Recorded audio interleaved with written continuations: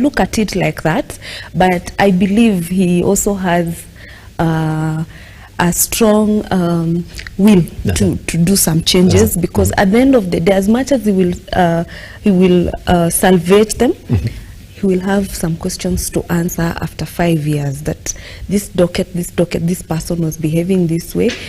And at the same time, he has already warned them. You remember during the signing of contract, he told them, some of you, I even know what is happening. Ministries that you do. Yeah, so that was a warning.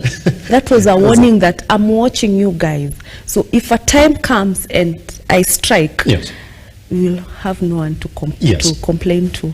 Yeah, so I think he can do it. Pretty much. But Jimmy, I gotta look at it from this perspective. Yes. That indeed, the biggest failure for President Dr. William Ruto is not appointing these guys in these ministries, is that they were political appointees. Yes, and indeed, every other person agreed in the country. Yes. That now, should he touch them now, then what he's doing then is sort of digging his grave for 2027 elections. Not necessarily. Let me tell you, 90% of those people, as much as they want to think they are political, 90% of them were made by William, His Excellency William.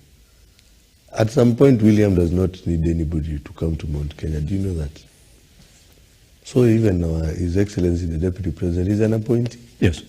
He did not, what did he do that was so bigger than any other person in Mount Kenya? Nothing. All of them are appointees.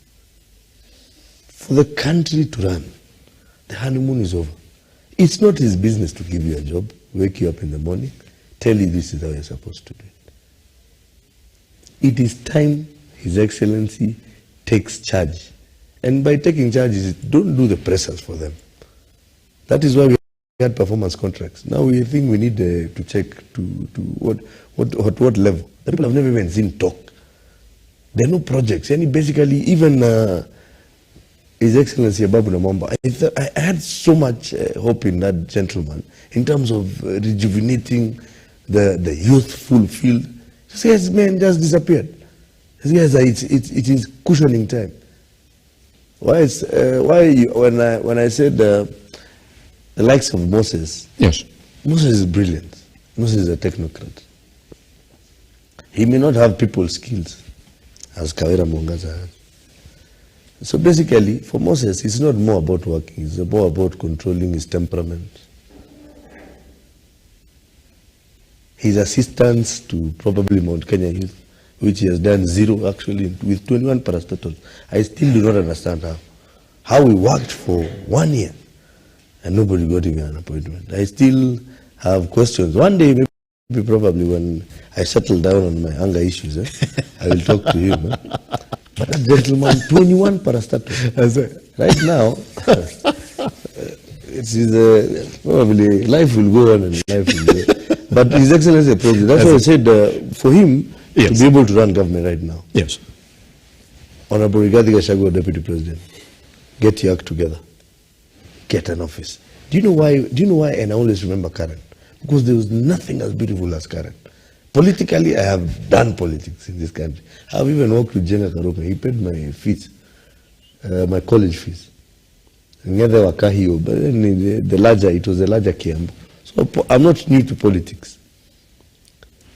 It was beautiful in Karen. Karen was a theater of dreams. But when we got Karen 2, my friend, that place is boring. And State House is not a very interesting place. It's too much power play. It is a bit too clouded with the military and all that stuff. It's not. It doesn't have the environment we had in Karen. So people are not even comfortable going at, hey, we're going for a function at the place. I've got like 5. Then yes. I'm like, hey, this is too much pressure. Karen was easy. As guys go, you eat, you meet, you know. People exchange ideas, new things were born. In Karen, that is where David D were brought up. Now the economists of today. So he also needs to plan, get a way of assisting the president. This story of following the president, I do not know who said that if the president is in point A, The deputy has to be in point to be. No. Can we get off that? And to the Mount Kenya MPs also. These guys forgot about the people on their people. You're finding a meeting for a church service. 87 MPs, senators, what boards of chairs, all those fuel guzzlers.